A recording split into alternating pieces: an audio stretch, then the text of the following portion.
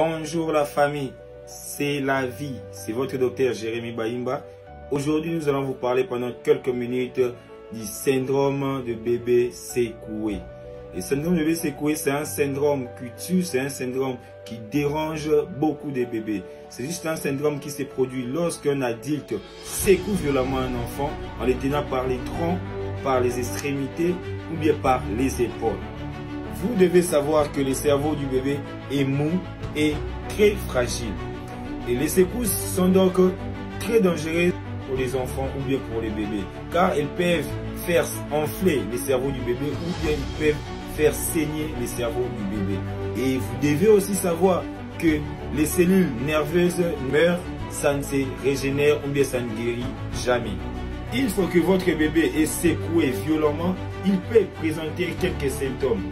Premier symptôme, l'irritabilité. Et deuxième symptôme, des somnolences. Troisième symptôme, des vomissements. Et quatrième symptôme, des tremblements ou des convulsions. Et comme sixième symptôme, des difficultés à respirer ou bien un arrêt respiratoire.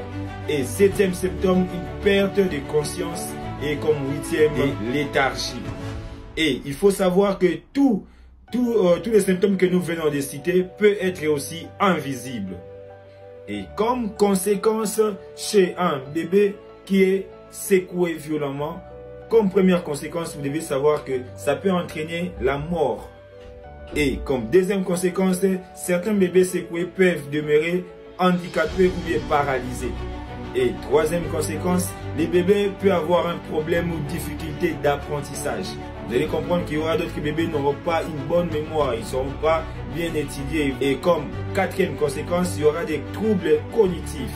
Et comme cinquième conséquence, l'enfant peut avoir des problèmes de comportement, des problèmes d'alimentation, des problèmes de sommeil, une perte de vue et une perte aussi de l'audition.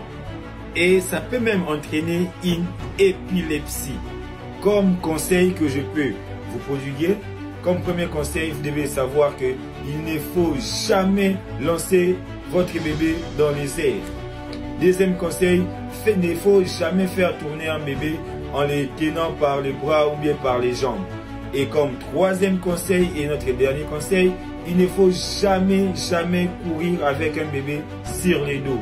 Pour toutes vos préoccupations, n'oubliez pas de les laisser dans les commentaires, je ne manquerai pas de vous répondre.